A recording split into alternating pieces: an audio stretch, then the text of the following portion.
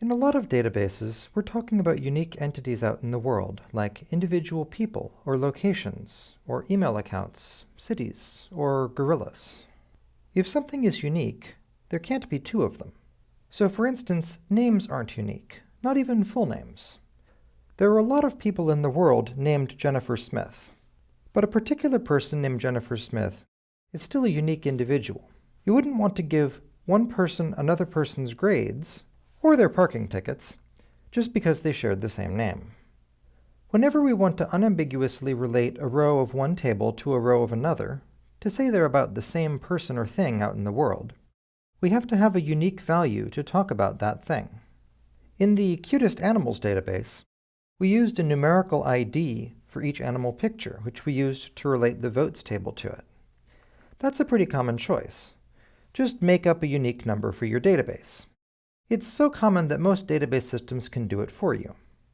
User IDs, comment IDs on forums, and so on are all examples of this. In database terminology, a column in a table that uniquely identifies rows in that table can be called a primary key.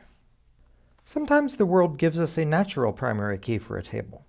For instance, if you have a table of countries and their capital cities, you can be confident that there aren't two countries named France.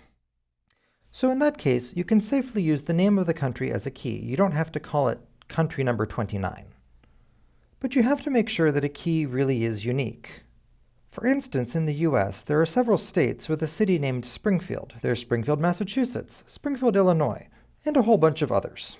So it's obvious that the name Springfield isn't unique by itself. Now, you might be tempted to think that city plus state is unique, but it turns out that's not true either. In the state of Wisconsin, there are 5 different towns named Springfield, and there are 3 in New Jersey and 2 in Texas. Oh! And that's why most countries use postal codes, or what we call zip codes in the US. Just like saying that somebody is player number 3 or user 1723, instead of using their name, using a made-up number like 54028 or 54659 instead of Springfield, Wisconsin, guarantees uniqueness.